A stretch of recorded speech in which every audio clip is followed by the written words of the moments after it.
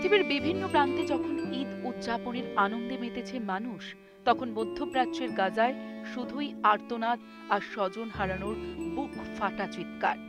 ইসরায়েলের হামলা আর ধ্বংসস্তূপের মাঝে গাজাবাসীর কাছে এবারের ঈদ যেন বিলাসিতা।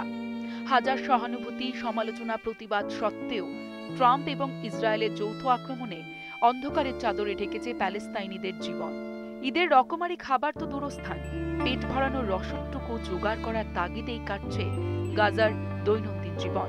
মুসলিম বিশ্বের দিকে হাত বাড়ালেও নিরাশ হতে হয়েছে প্যালেস্তাইনি জনগণকে। 18ই মার্চ প্রথম দফায় যুদ্ধবিরতি ভাঙে ইসরায়েল। তারপর থেকে নির্বিচারে হামলা চালিয়ে যাচ্ছে নেতানিয়াহুর সরকার। দ্বিতীয় দফায় গত 10 দিনে প্রায় 900 প্যালেস্তাইনকে হত্যা করেছে ইসরায়েল, আহত কমপক্ষে 2000। গাজায় সব রকম মানবিক সহায়তা ও খাদ্য সরবরাহ বন্ধ করে দিয়েছে ইসরায়েল।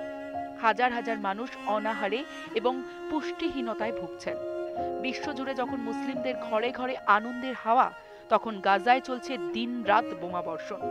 সারা বিশ্বে মুসলিম সম্প্রদায়ের মানুষ মেতে উঠেছেন আনন্দ উৎসবে, কিন্তু গাজার মানুষের ঈদ নেই। বোমার আঘাতে চলছে গণহত্যা। রমজান ও ঈদের আনন্দকে ছাপিয়ে ভেসে আসছে আর্তনাদ। এই যুদ্ধে নিহতের সংখ্যা 61,000-এর বেশি, আহত লক্ষাধিক। এই সংখ্যা কয়েক গুণ বাড়তে পারে বলে আশঙ্কা। গাজা এখন ইসরায়েলি হামলায় ধ্বংসস্তূপে পরিণত হওয়া এক নগর। রোজার মধ্যেও খাবার নেই, মাথা গোঁজার ঠাঁই নেই তাঁদের। কষ্টে অনাহারে কাটছে মানুষের জীবন। বিশ্বব্যাপী মুসলিম সম্প্রদায় ঈদ উল ফিতরের উৎসবের প্রস্তুতি নিলেও যুদ্ধবিধ্বস্ত গাজায় এবার ঈদের কোনো আমেজ নেই। হাজার হাজার ক্লান্ত পরিবার শিবিরে বাস করছে, খাবার ও জলের জন্য ভিক্ষা করছেন। ছোট ছোট শিশু ভয়ে কাঁপছে। নোংরা রাস্তায় খালি পায়ে ঘুরে বেড়াচ্ছে। ঈদে মুসলিমরা যখন ভালো পোশাক পরবে, তখন গাজায় কালো কাপড়ে ঢাকা পড়ছে মৃতদেহ।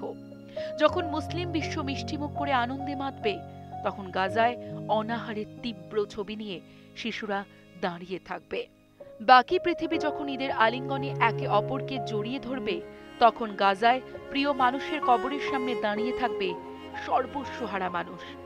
ঈদ যেন গাজাবাসীর জন্য নয়, প্যালেস্তাইনে ঈদ উদযাপন বলে কিছুই নেই। ইসরায়েলি হামলা ধ্বংসস্তূপের মাঝে গাজাবাসীর এটা দ্বিতীয় ঈদ।